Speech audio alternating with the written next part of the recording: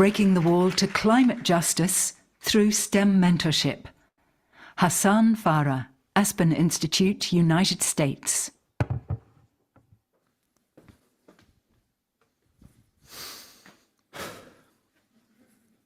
Just over 100 years ago, Henry Ford founded the Ford Motor Company in his hometown Dearborn, Michigan, where his innovations like the Model T car, assembly lines, and the 40-hour work week left a global legacy.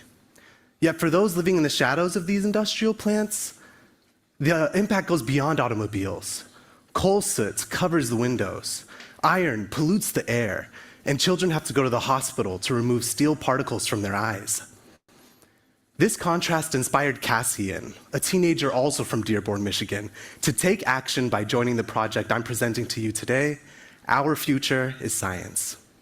You'll see how we support Cassian and other young people as they utilize the scientific method to become change agents for climate justice in their communities and beyond. Now, climate justice calls upon us to view climate change as an ethical and political issue, exacerbated by societal injustices. This approach demands that we consider how the global impacts of climate change are experienced at the grassroots level. Sorry, excuse me. So, before starting on science engagement projects, our students go into their communities and they make observations of these injustices for themselves. The industrial plants in Cassian's neighborhood, urban heat islands in Texas with little tree coverage, and coastal communities in Florida polluted with plastics are just a few of the injustices our mentees have identified over the years. And at Our Future is Science, abbreviated OFIS, mentees develop solutions that are adaptable, accessible, and sustainable. OFIS is a year-round virtual mentorship program that pairs teenage mentees with STEM graduate students from backgrounds often underrepresented in STEM. In a near-peer mentorship relationship, they learn how to develop the tools to address climate change at a local level. To that effect, we have hosted over 400 learning experiences for our students, featuring scientists, activists, policymakers, and more. This includes weekly mentorship team meetings and monthly professional development workshops and community talks, like this event on urban agriculture in New York City. Through a bi-directional, participatory model, OFIS facilitates co-design workshops and focus groups with mentees, mentors, and active alumni we call ambassadors.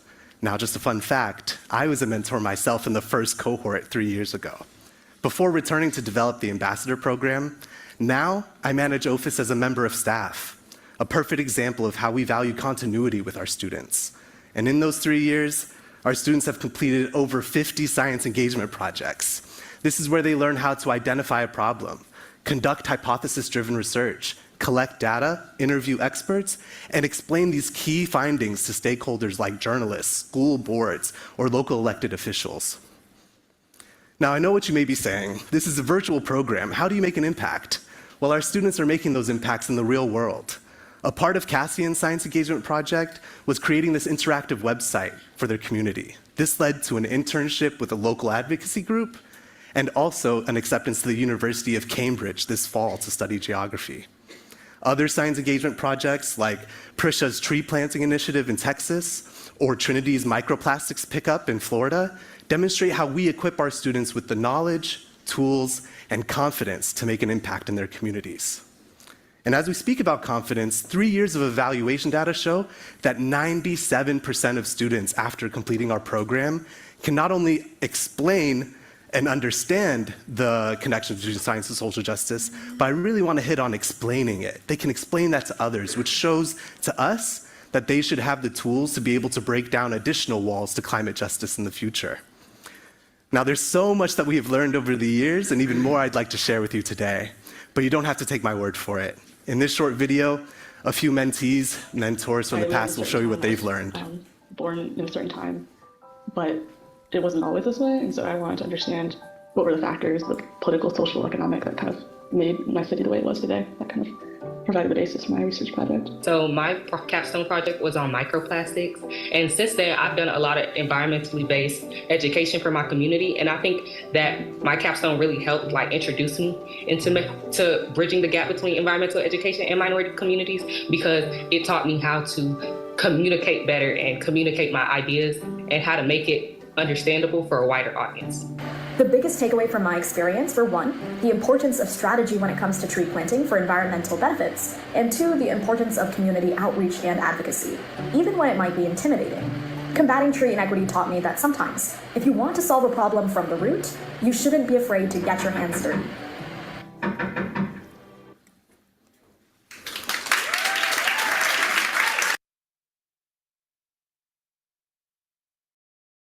All right. So that was our Falling Walls pitch. So there's longer bits for that for our Q&A. We also have, it's a 6-hour long video if anybody wants to see all of the other pitches, but in the future, they're actually going to make a smaller piece just for us and our pitch, and that'll be shared on the newsletter. It'll be shared via email, and it'll be shared with, I think, every single person I've ever met in my life. So that's some fun stuff. Really, like, I think it's important for us to kind of have that moment and show you guys what we do, because as much as OFIS is something that we like to share with the world, it's driven by you. It's driven by our students and the passion that they have for their communities, your ability to make those big identifications of issues, and then the passion and the energy you bring to solve them. I think it's so inspirational. And I mean, I can speak on behalf of our staff how proud we are of all of you. But yeah, it's something that we're really, really honored and privileged to be able to put your stories onto the global stage. And now we're a globally recognized program. So, you know, everybody give yourselves a pat on the back. I think we have a lot of great momentum coming this year. And then I'll pass it on to Jelana, who will get us started on what to do today. Hi, everyone. It's great to see you all. We're going to have a little fun today.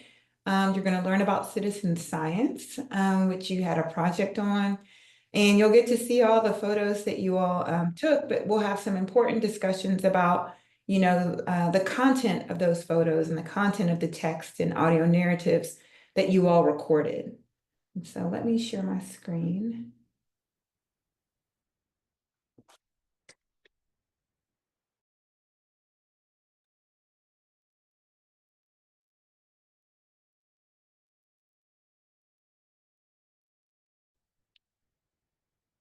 And the swap. All right, there we go. Okay. So yeah, so I'm really excited about, actually it didn't swap yet, did it? It's swapped. Oh, okay. Okay, so today we're going to do an overview of citizen science. You'll hear some global perspectives of impacts on well-being. We'll share the findings from your citizen science project, and then we'll also go into breakouts. And then we'll have a discussion and some reflections. And so I actually, just give me 1 second.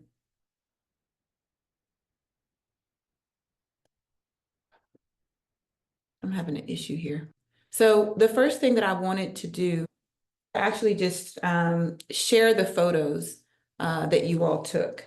So, I'm sorry, I'm having tech issues. So,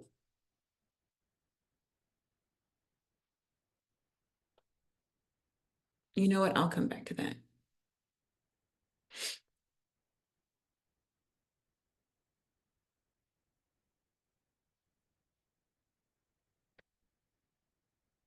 And see, Hassan normally does the technology, and I was like, I'll do it, and I'm messing up.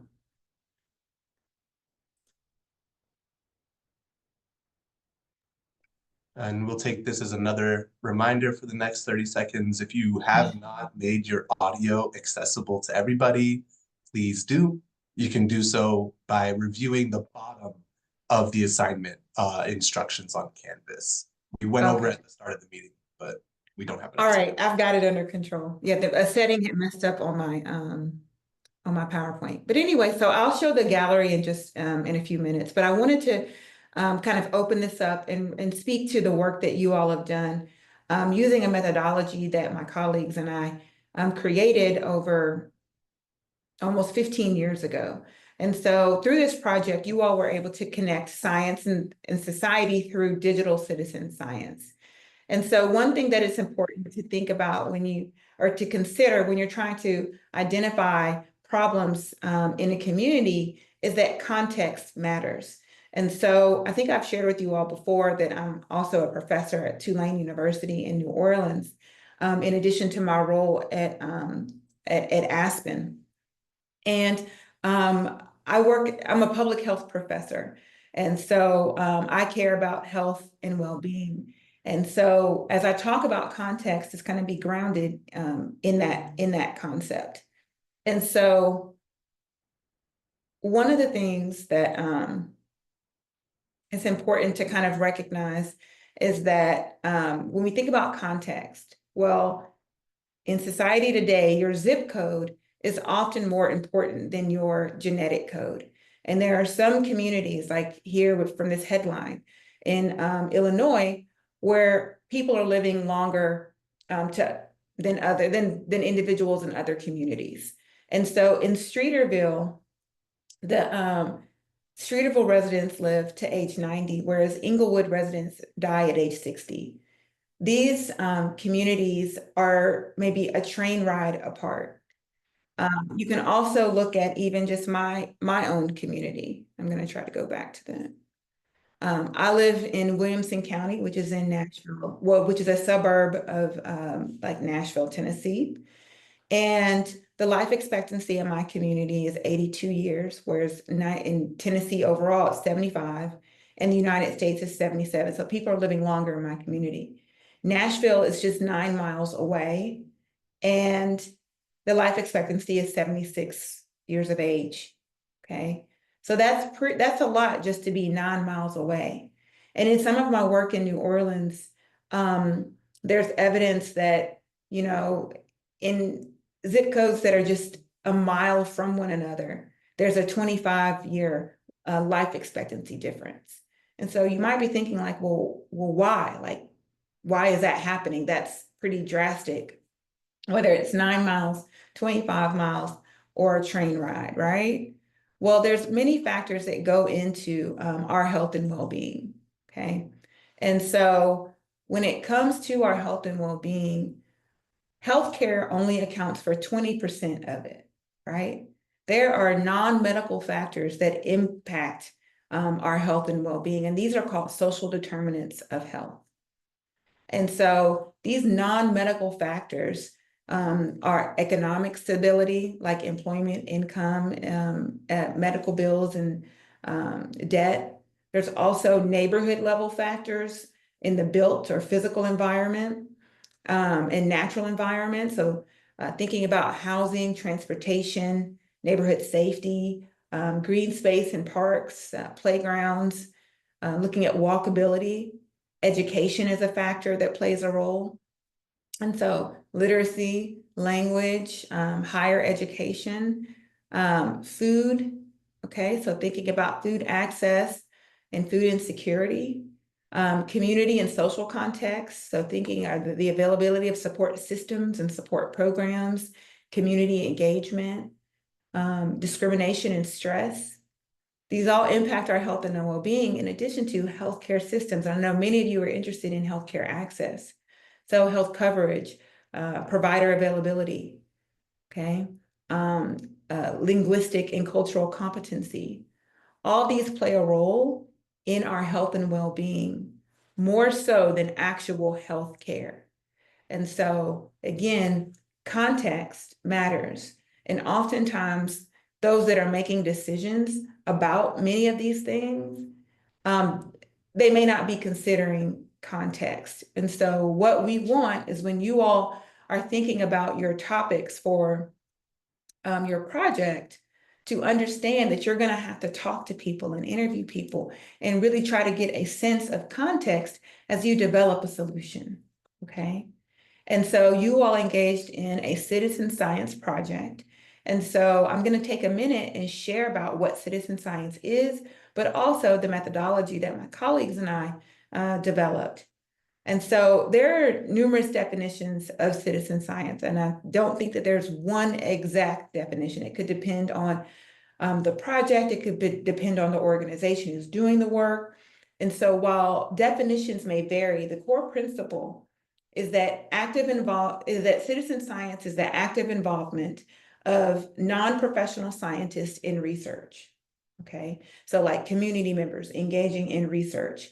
And citizen science bridges the gap between researchers and communities and really fosters this collaborative knowledge production and empowers participants to address local concerns.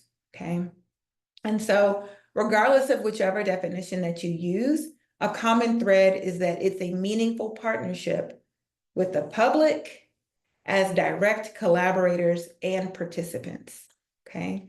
So they're the ones collecting the data. They're the ones analyzing the data, interpreting the data, ensuring that all those nuances and that may exist in their communities, that they're heard by the researchers, okay?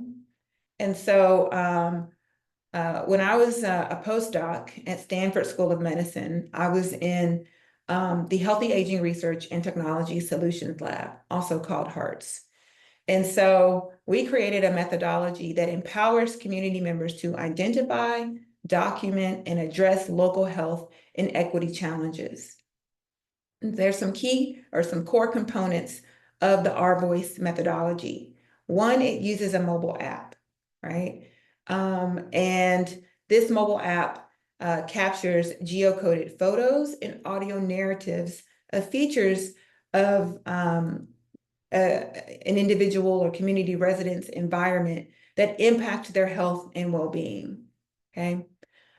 These participants or citizen scientists, as we like to call them, they rate the feature that they take a picture of as good or bad, and they record a narrative. It can be by text or by audio, okay?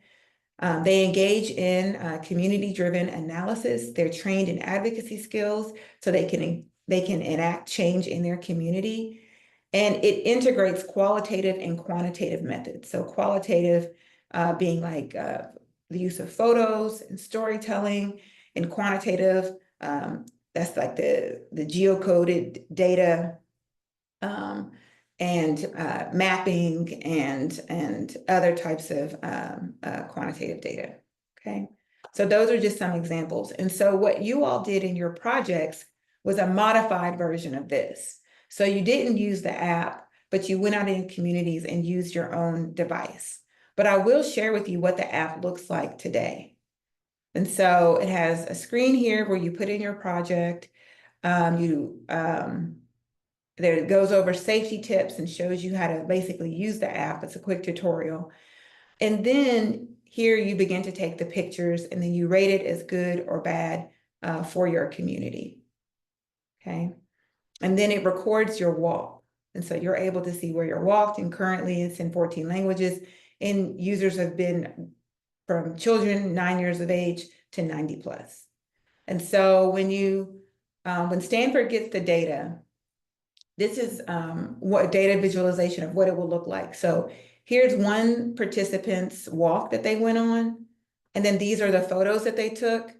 And then these are where they've rated them as good or bad. But there's sometimes things that can be neutral, where it may be bad for your community, but at the same time, there's some good things that come out of it too.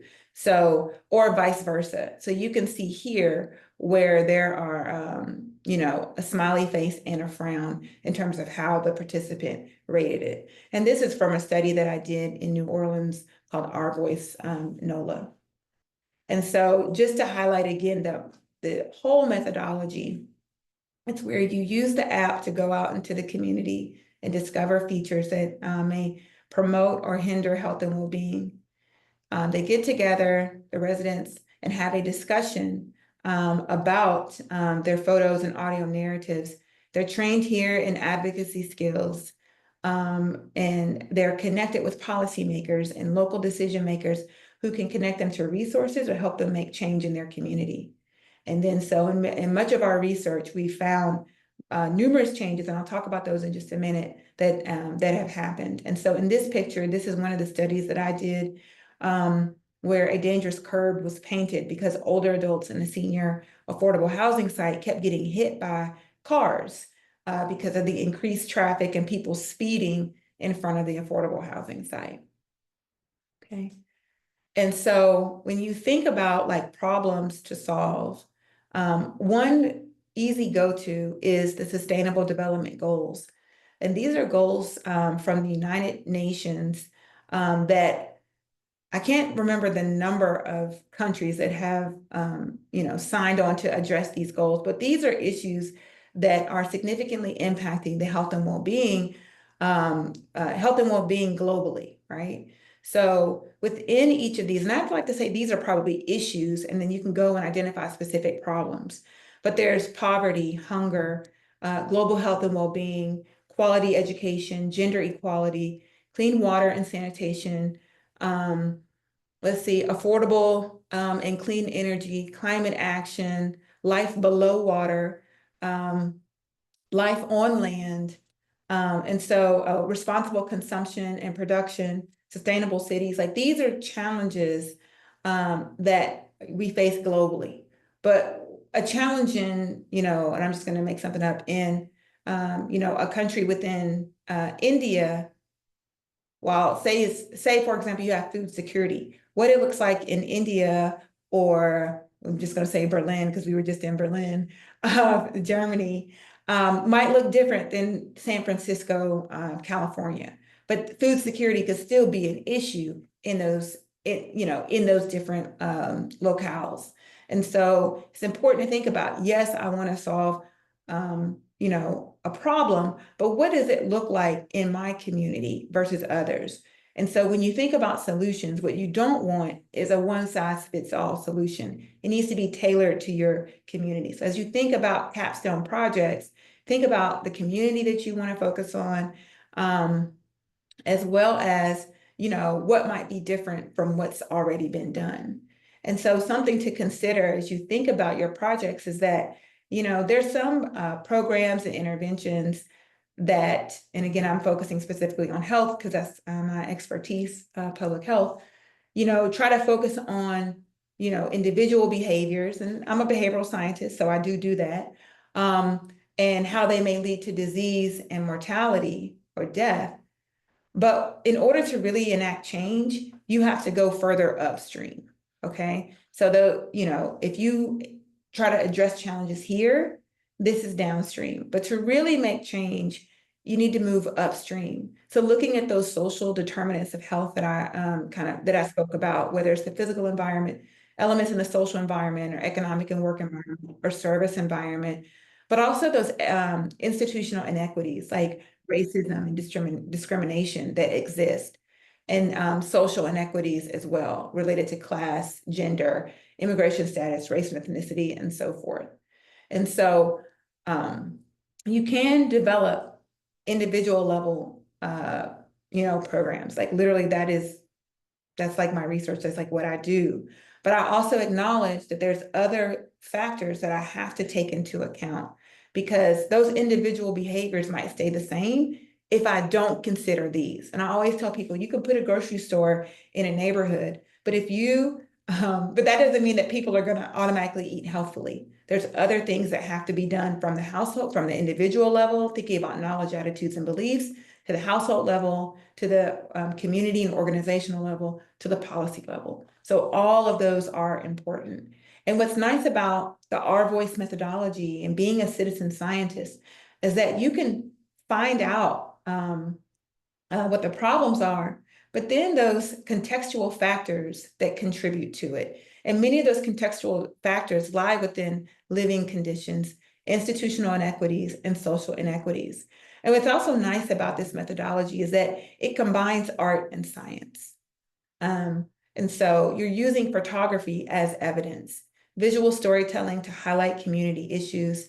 This methodology empowers participants to express their lived experiences. And what our team saw in looking at your photos and audio narratives is that you all have a lot to say.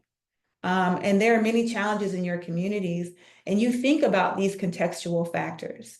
And so what you're doing by connecting art and science is you're making abstract problems tangible for a range of audiences. So people more than just scientists, or more than people that are just in your community, but others can really understand the challenges that you're facing or that your community is facing. And it's also science is action. So this is a way or methodology to help facilitate systemic data collection and analysis. And it also connects findings to actionable outcomes, right? And so I'll kind of skip through this one. But one thing I do want to note, though, it does catalyze change through visual and narrative data that can be used to directly inform policymakers. And so I've been doing this research for almost 15 years, and I just want to share some global voices, what I've seen from students that I've had through formal and informal education, what I've had them, some of the photos that they've taken from around the world. And so in this is in India, someone took pictures of 2 franchises. The challenge here was the liquor store density. At the same time, I remember our first year in OFIS, we had students take photos in their communities, and liquor store density was a problem observed in, I can't remember if it was the North Bronx or South Bronx in New York City. And so again, these problems persist globally, and they just might look a little different. Okay? In this community, there was stormwater management was a challenge. Okay, and so here they say that stormwater stagnation and poor solid waste practices harmonized to become a hygiene nightmare, and this hindered health and well-being. In this community, the barrier to health and well-being was public safety. So for here, while it's great to have, this beautiful water, there's no lifeguard on duty, so it's dangerous for people. And here, they were saying that there was public or free physical activity spaces. And they said that there in this community, there were many outdoor workout places and parks. And I've seen this a lot in other countries where they have these free physical activities, metal facilities. It's not even a facility, but I've seen these things like literally on sidewalks, so they can really go anywhere. And it acts as a way to promote fitness and well-being. Okay, I'll say physical health and well-being. And then another facilitator in this community was community spaces for events. So they said that originally this was just an empty public space, but now it's a shared area for community focused purposes. With extra care from the community, it's now being utilized as a fun space for community events and small scale sports activities such as basketball games. And so here they're looking at, historically what this space was and how it's changed over time. And in looking at your photos and in reading your reflections, this same type of thing was identified in your work, where you're seeing the changes in communities over time and taking note of history. And so by using this method, there have been a number of successes in diverse and often under-resourced communities. Now, so for example, this has led to infrastructure repair additions to support local walkability and public transit. It's led to more greenery and gardens and green space in communities. It's led to increased access to healthy foods, healthier school environments. So we've used it with children in like Safe Streets to School type project, more age-friendly community events and groups. It's led to safer clinical environments, so healthcare, and it's led to safer activity, supportive parks and rec spaces. And so literally just by taking photos and sharing your lived experience, it's led to changes literally all over the world. And so we know that OFIS is a program based in the US. And so over the years, we've been able to capture a number of photos from young people through these various observations. And so what I want to show are the results of your work. And so just to kind of give you a sense of things, we received 90 photos, 45 audio descriptions, and 30 reflections. And I think that's amazing. And so I'm going to go through just very quickly many of the photos that were submitted. And so I will say that this art for this slide was submitted by Adele. So I'm just going to kind of go through.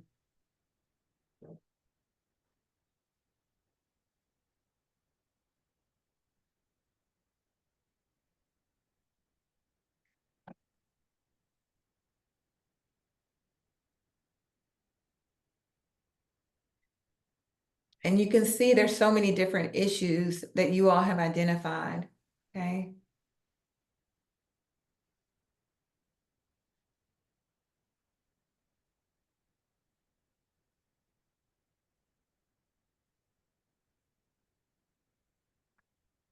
From, you know, local facilities to your schools, to your parks, to local businesses, here focusing on urban waste disposal, gentrification and abandoned buildings that have blight, roads and walkways, bike lanes,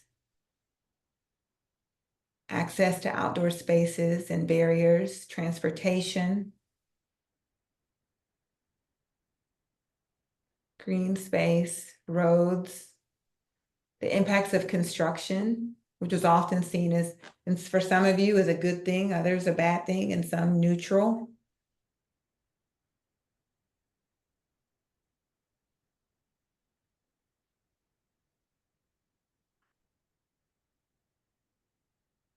All right, so you can see that there were a number of photos that were captured. And some of these you're probably thinking, you can tell off the bat, like what the issue was.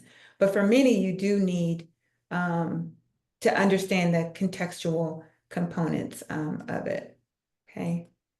And so again, you all started this process with observations of challenges or problems in your own communities. And that's important when you think about, you know, what you want to do for your capstone project, as you play with different ideas about what you could do. And so we went through and analyzed the photos, the narratives, and reflections.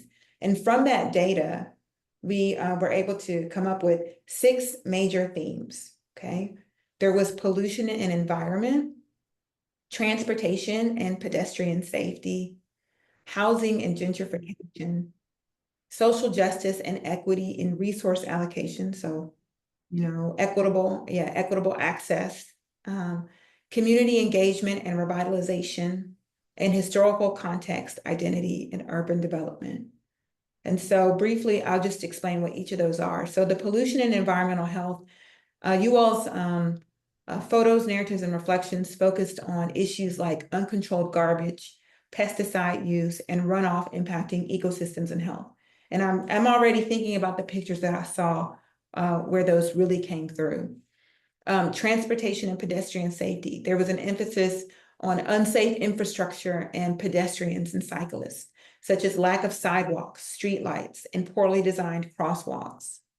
For housing and gentrification, you all noted the impact of rising housing costs, urban sprawl, gentrification on communities, highlighting displacement and inequities. So people having to leave their communities, leave where they may have grown up because of gentrification. Social justice and equity in resource allocation. So that's, you all were thinking about inequitable access to basic needs like healthy food, mental health care, and housing in marginalized communities. And for community engagement and revitalization, examples that you all provided were grassroots efforts and community initiatives to improve public spaces and address systemic inequalities and inequities. And then historical context, identity, and urban development. So here you all were looking at neighborhood features and historical significance that have transitioned into community resources.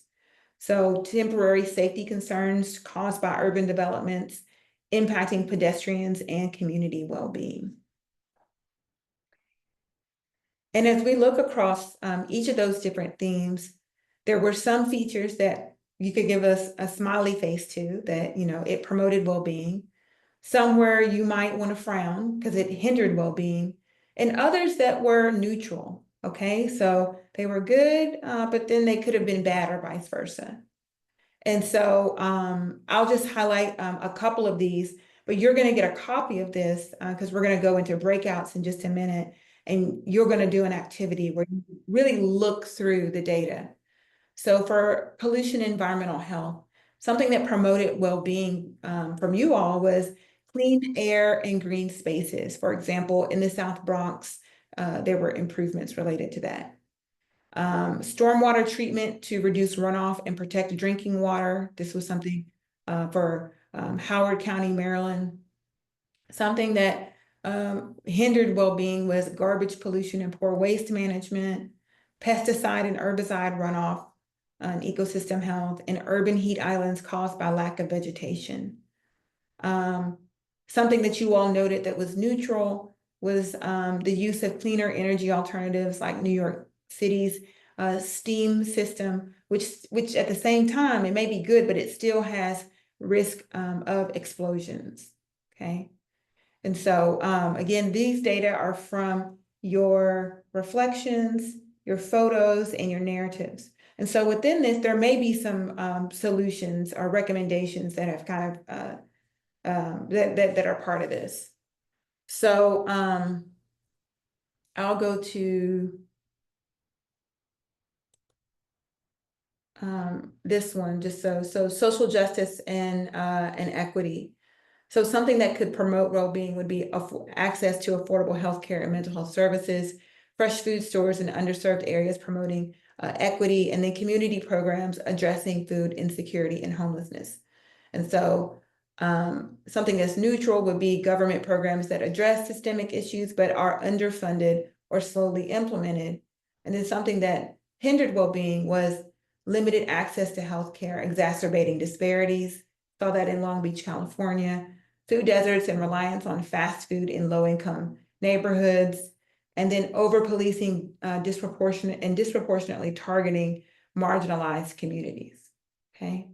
And so it's important that you see the spectrum of challenges, but then also note that within some of these, there are some solutions that you all have recommended, okay? And so I do have, before we jump into the breakouts, I do have a question. And so what surprised, well, one, you can share any comments about citizen science and the process that you went through. But I'm curious, what surprised you most about your experience capturing and reflecting on your photos? And I'm going to stop sharing right now and put that so we can all see each other. And I see Shalisa has raised their hand. I'm still trying to stop share. So, okay. All right. So Shalisa, what would you like to share? So at first, and I told this with my team too. At first I thought it'd be really hard to find a topic to talk about because I live in a very well off community because I live in town, which is one of the richer counties in Maryland. And I was like, oh no, what am I gonna find? I live in clean spaces, I live in a good place. And then it wasn't until the project forced me to really look at stuff at a different way. And then one of the biggest problems, my thing was about the lack of windows in our school and the lack of vitamin D students and teachers get on a daily basis. And it's that was right underneath my nose. And the photo project helped me, forcefully helped me look and see there's even, it doesn't matter how well off or how good you have it, not everything's perfect. There's always a problem you can fix. So it was really cool to see how at first I thought I couldn't find anything, but then I did, which I thought was really cool. Yeah, and then it's also important to think about when you find a problem, who does it impact? Does it impact one group more than the other? And so even though your community, from what you just shared, there may not be many I guess perceived challenges, but is it equitable? Does everyone have access? Is there a group that's not being considered when it comes to the availability of resources, since it seems like your community has a lot of resources, but Is there anyone that may be lacking or a disparity?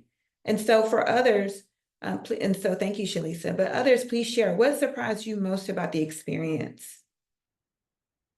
Okay. Stephanie, I said it, I think I said it right 2 weeks ago, but then now I think I said your name wrong. No, that's right, Safani. Yeah. Okay. Okay. For me, it was more so that I thought I wouldn't be able to find anything similarly to Shalisa, but I like started looking around, and as soon as I like became more self-aware and actually like conscious of what was going on around me, it was very like easy for me to find a lot of little things that bothered me in my community, and I was able to notice features in certain places that I realized I hadn't seen in others. So there was a lot of immediate contrast I could see, which is Yeah. interesting. That's awesome. Thank you for sharing. And one thing about this process is that because we live like day to day in our communities, like it's just like it's like clockwork. It's just like, you don't pay attention, you become sensitized to so many things. But when you actually just take a moment to, just sit and think, take a photo of what's around you, it really can make a difference. Araceli? Hi. Yeah, first of all, I'm really sorry if my voice sounds bad. I'm a little sick, but Oh, we're sorry. Thank you. it's like I think I'm just gonna overlap with what everyone's been saying. It's that I never realized how much things are actually going on because I never had the chance or never took the incentive to actually look at things and observe and like analyze what my community's actually doing. And I had that revelation when I when I was starting to think about the Cause Station project, and I was thinking like, oh my gosh, I have no idea how to start this off because I just transferred to a new location and I don't know what's going on. And I overheard the principal and like several other staffs complaining about like, oh, I have to drive an hour to the nearest city just for a doctor's appointment. Oh, I have to take my son to his karate instruction that's like 35 minutes away, and like Roanoke Rapids, which is also another close by city. And like from someone who's living in a rural community, I kind of saw that from happening, but I never actually knew of those kinds of things. Yeah, no, thank you for sharing.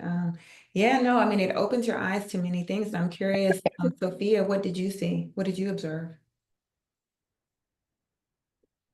You're on mute. Yeah, so I actually agree with what you said, how like going through like society and just like every day to day, you kind of get desensitized to a lot of the issues that are around you.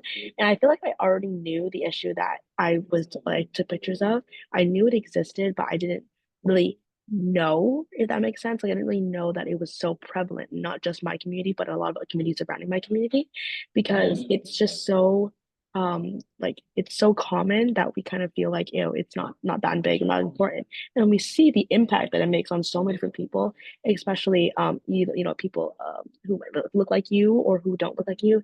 It's just the impact is really, really immense, and it's really important that we get to talking about things as common as these. Definitely. Definitely. Anyone else want to share?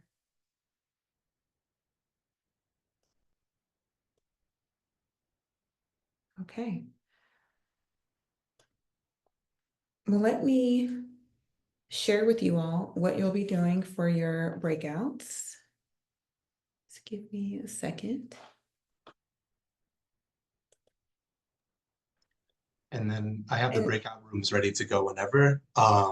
15 minutes, 10 minutes, what do you think? Let's go with 15 minutes. All right. Okay. So this is what you're going to do. You're going to be put into breakout groups randomly assigned. So you'll get to meet people outside of your mentorship team. And so the first two groups, 1 and 2, you all will both focus on pollution and environmental health and transportation and pedestrian safety. Groups 3 and 4 are going to focus on housing and gentrification, and then social justice and equity and resource allocation.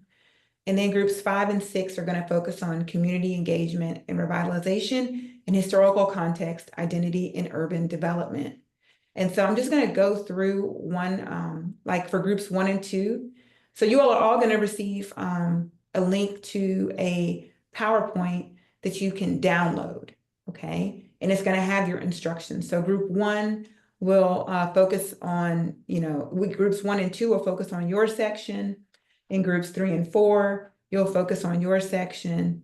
And then groups, let's see, 5 and 6, you'll focus on your section. So you might be thinking, okay, well, what's my section?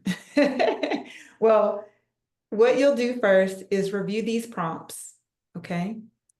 And then you're going to review data for each theme that you were assigned. You should take notes. And then you're going to respond to the prompts for each topic separately. So here's the theme. So we include the description of what it is. You'll have access to the audios. So like Hassan said early on, if you submitted an audio, then you need to make sure that anybody can listen to it. Okay, so you need to open up the privacy settings for that. All right, so they can hear your audio. You're also going to be provided with what I shared around, community features that promote and hinder well-being. And then you're going to look at, this is a synthesis of everyone's reflections for the topic. So here it just talks about pollution, waste management, and implications for that. Okay.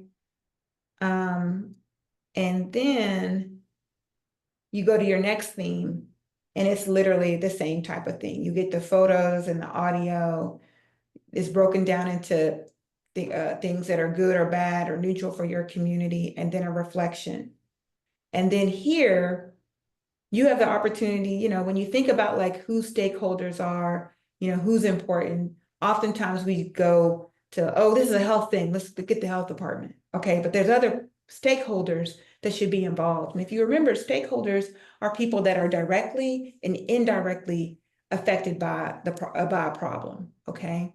And so I have this list here from the American Hospital Association to kind of help expand your thinking around who might need to be at the table. But one thing that I just want to tell you off the bat is that those individuals who are impacted by it are always a stakeholder. You definitely need them at the table, okay? And then this is where you'll respond to the prompts for each of those questions. So group numbers 1 and 2 will look at pollution, environmental health, and also transportation and safety, okay?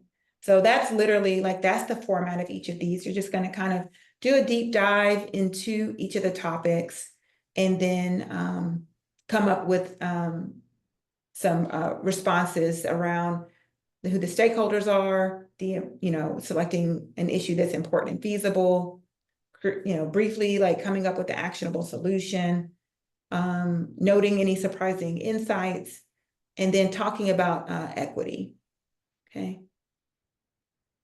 So I'm going to end the slideshow, stop sharing my screen, and we're going to put that link in the chat. And so you'll need to download that so your team has your own copy.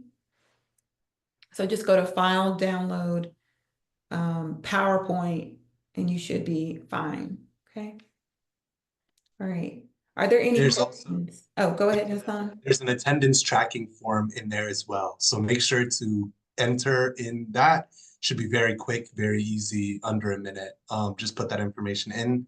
And then the slideshow that Jelana just mentioned is also linked in the chat. Okay.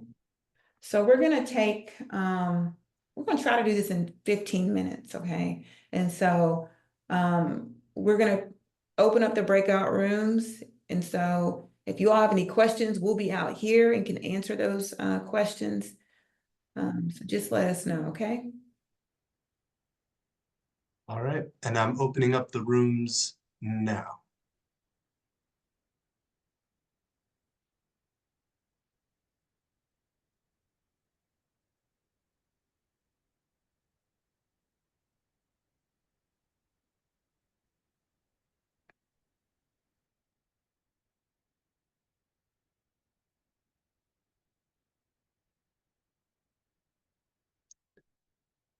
And then as people come in, we will just start sending them over to other rooms as well.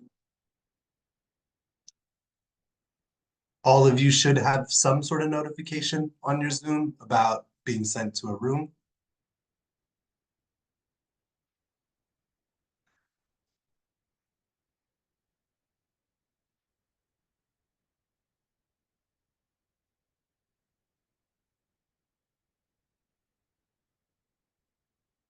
And then Edward, I will send you to room 4.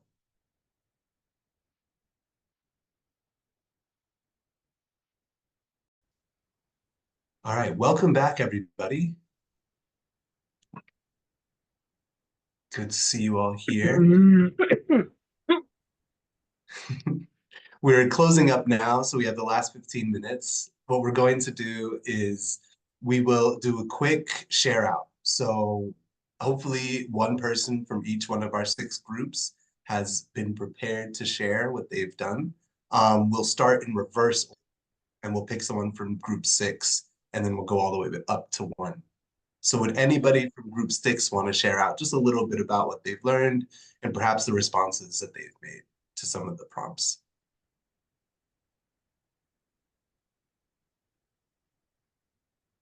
Okay, group 6 was Adriana, Evelyn, Ishan, Sai, and Tithi. Ishan. Okay. Yeah, so for our group, we looked at a couple of 4 images of several pathways in a certain neighborhood.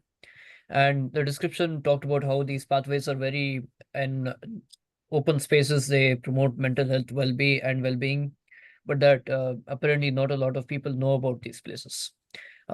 So the person who made this was asking for, was basically suggesting that the community have events in these places to get more people to know about these places.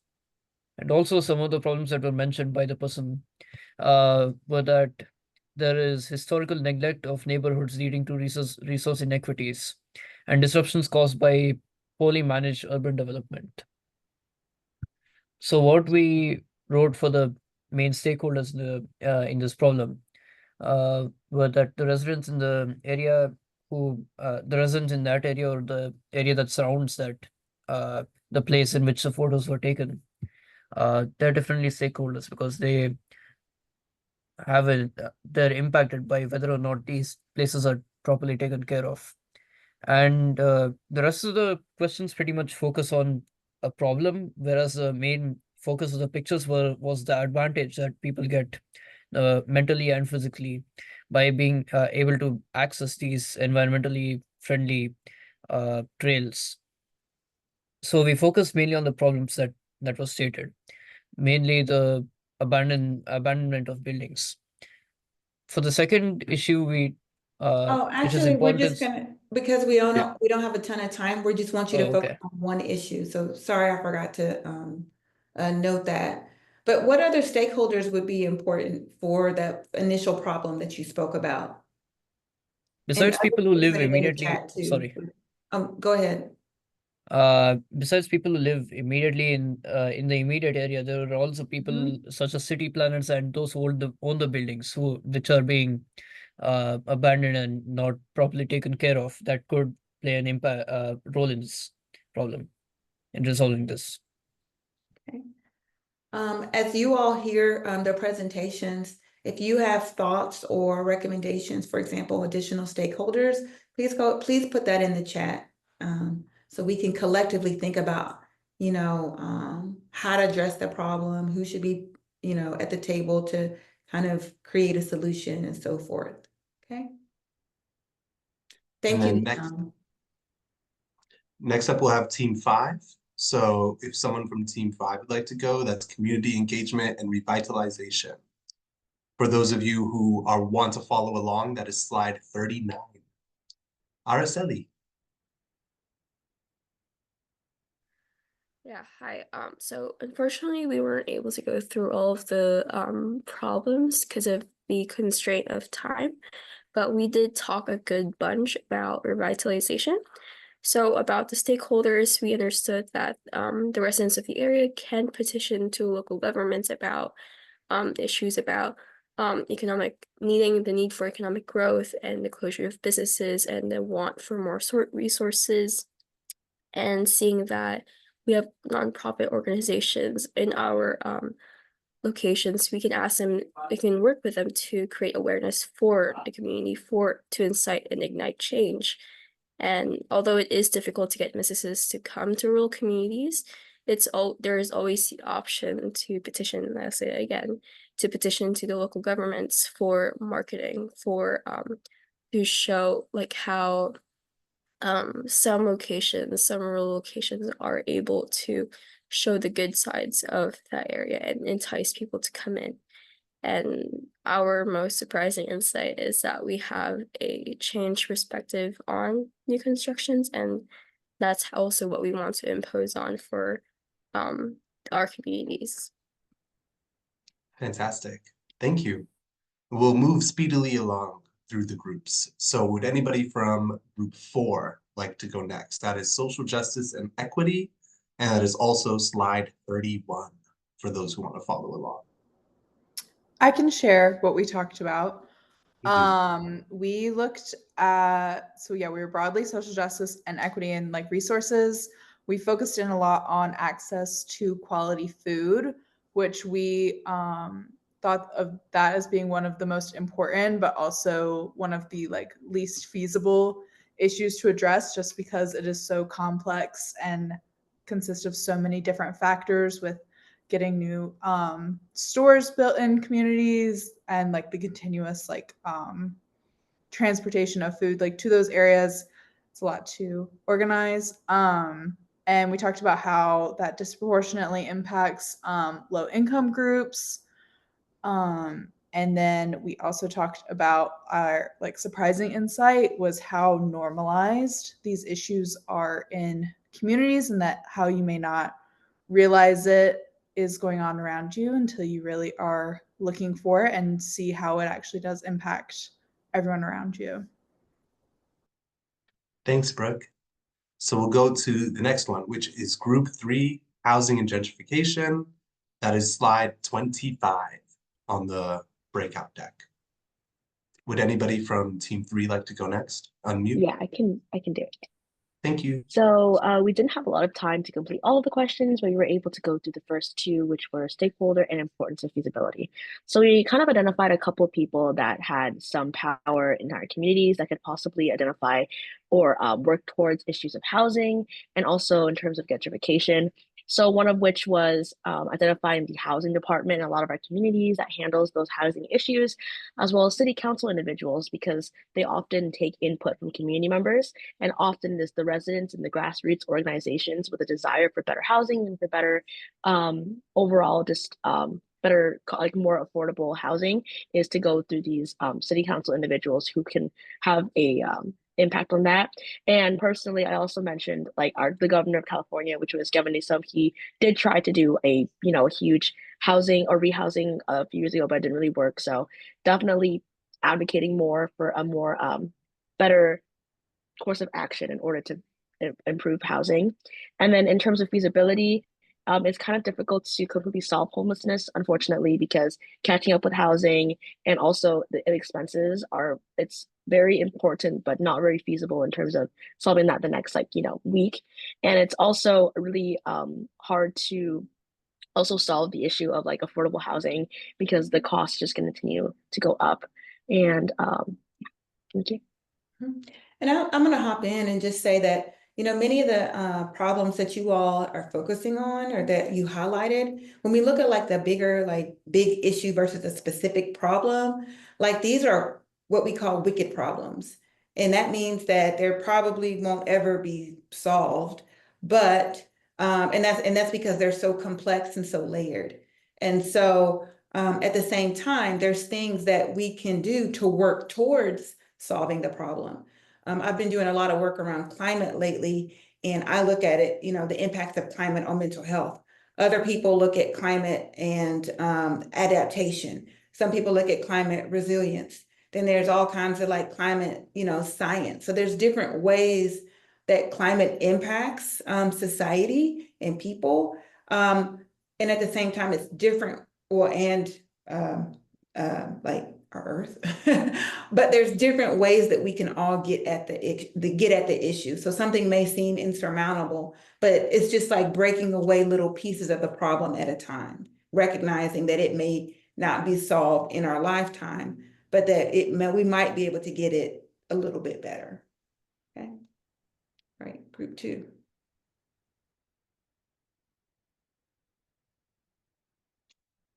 And group 2 is slide 17 for those following along.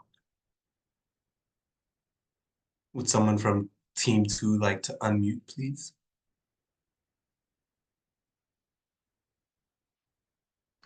I can go ahead.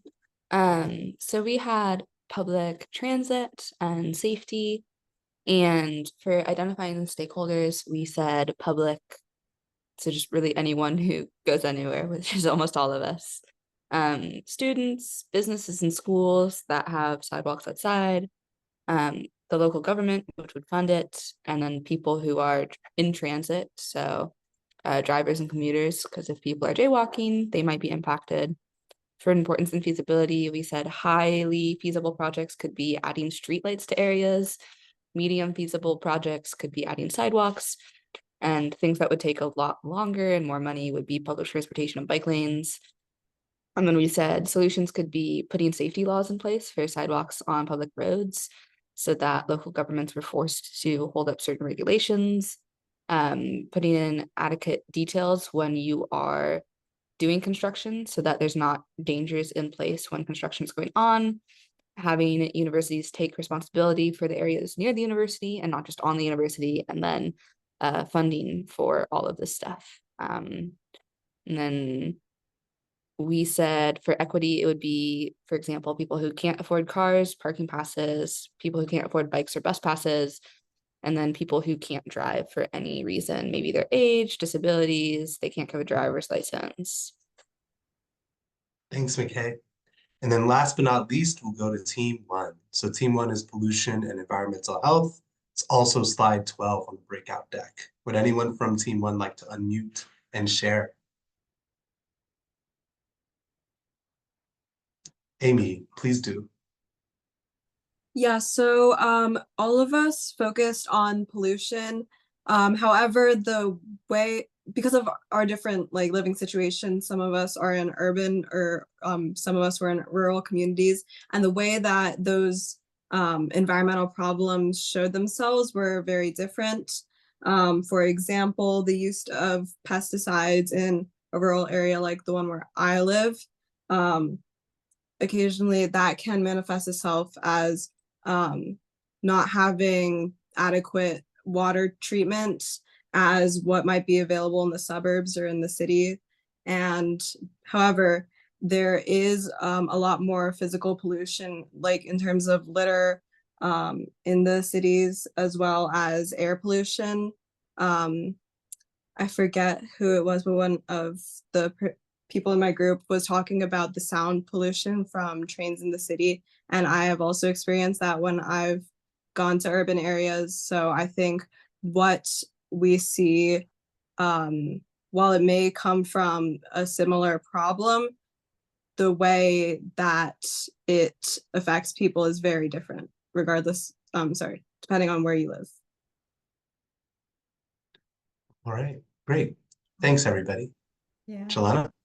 Yeah, no, that was really great. I think you all done a good job in just, kind of, thinking through some of the issues and some questions that you might want to consider. So as you all work to develop or think about your capstone projects, reflect back on this exercise and the questions or the prompts that were there for you to respond to, so that you can, identify something meaningful to focus on. Okay, and that's all I have. Hassan. Great, thank you. Yeah, and then for me, in terms of closing stuff, I'll just share our calendar very quickly. So next week is Thanksgiving week. There are no meetings. So your mentorship team meetings should not be happening. There won't be any of our big meetings next week. But at the start of December, you'll have your evidence table drafts. So for those of you who are saying, what's that? Go to your course, go to modules. We are in exercise 4 now, and you can see everything you need to know about the module here, and then the how to submit the evidence table draft. So keep in mind, these are drafts. We are not looking for the most polished evidence table in the world. We're just looking for something, right? We want to make sure that you know how to use the evidence table as a tool. You're going to be using it for the next few months. So that's the only big announcement for us. Everything else will be in the newsletter. You'll get a newsletter tomorrow and a newsletter next week as well. I'll stay on for another few minutes if anybody has questions or concerns. But other than that, we are all set. We're all done. Great work today, everybody. And we will see you after the Thanksgiving break. Thank you. Happy Thanksgiving. Thank you. Bye, thank you. Happy Thank Thanksgiving. you. See you, everybody. Bye.